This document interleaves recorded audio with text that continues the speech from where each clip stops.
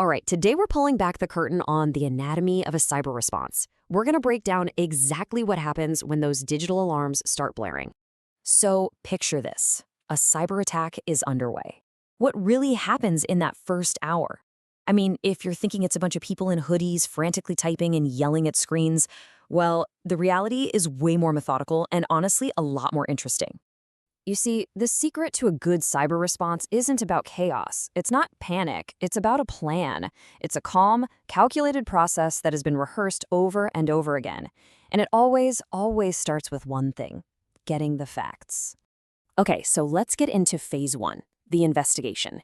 This is where the security analyst basically becomes a digital detective. Their first job? Figure out exactly what is going on. And this isn't just random poking around. Every single investigation follows 4 key steps. First up, you've got detection. That's the initial wait a minute moment.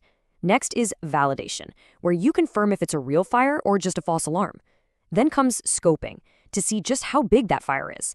And finally, root cause analysis, which is all about digging in to find out how it started in the first place, so you can stop it from ever happening again. So what does that initial detection even look like?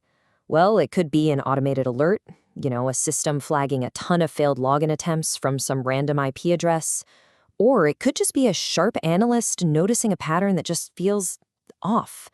That's the spark. That's the signal that kicks this whole thing off.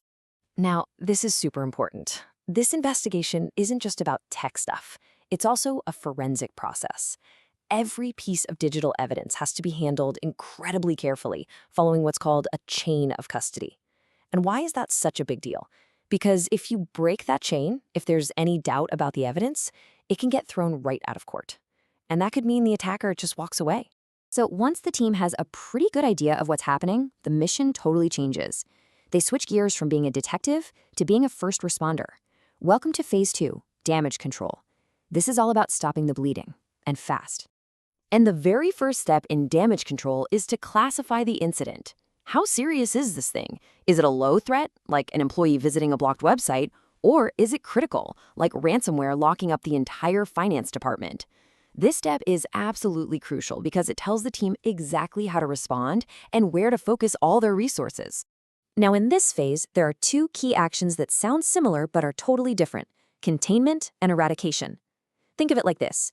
Containment is the emergency action. It's like yanking an infected laptop off the network right now to stop the malware from spreading anywhere else. Eradication, on the other hand, is the deep clean. That's when you completely wipe the machine and restore it from a known good backup to make sure the threat is gone for good.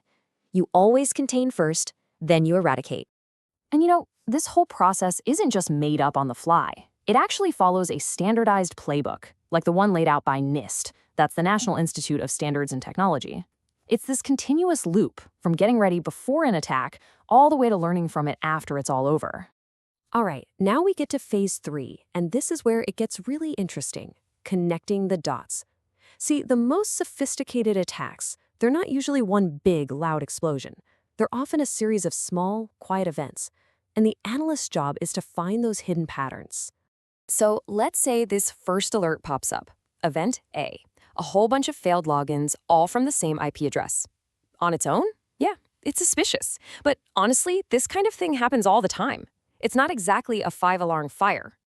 But then, just a few minutes later, you see Event B. That same user account now successfully logs into 10 different systems all across the network in just 5 minutes. Okay, now that is really unusual. But hey, maybe there's some weird, legitimate reason for it. But here's the magic. This is the whole point. When you connect Event A with Event B, they suddenly stop being 2 separate low-level alerts. All of a sudden, you have a story. You have proof. You can see an attacker who forced their way in and is now moving laterally through your network. That is the power of correlation. Finally, after the threat's been dealt with and the systems are back online, you'd think the job's done, right? Not even close. Now we enter the final phase. And honestly, it might be the most important one: getting smarter. This is all about turning today's disaster into tomorrow's defense. And to do that, you have to get back to basics. You have to understand the fundamental equation of cybersecurity. A threat, like a hacker, plus a vulnerability, like old software, equals risk. The whole goal is to find a way to break that equation. Let's break that down. The threat is the who or what that could hurt you. A hacker, a virus, you name it. The vulnerability is the how. It's the unlocked window or the weak password they exploit to get in. And the impact, well, that's the so what. It's the potential damage, like a massive data breach or financial loss. You have to understand all three to manage risk. So after an incident, organizations reassess all this. Look, you can't protect everything equally all the time. It's just impossible. So they use something called risk scoring to focus their energy. This lets them pour most of their resources, like say 70%, into protecting their most critical high-risk assets. It's all about playing smart defense. So in the end, when the dust settles, the goal of a great cyber response isn't just about getting back to normal. The real measure of success isn't just asking, are we safe now? It's about being able to answer a much more important question. Are we smarter for tomorrow?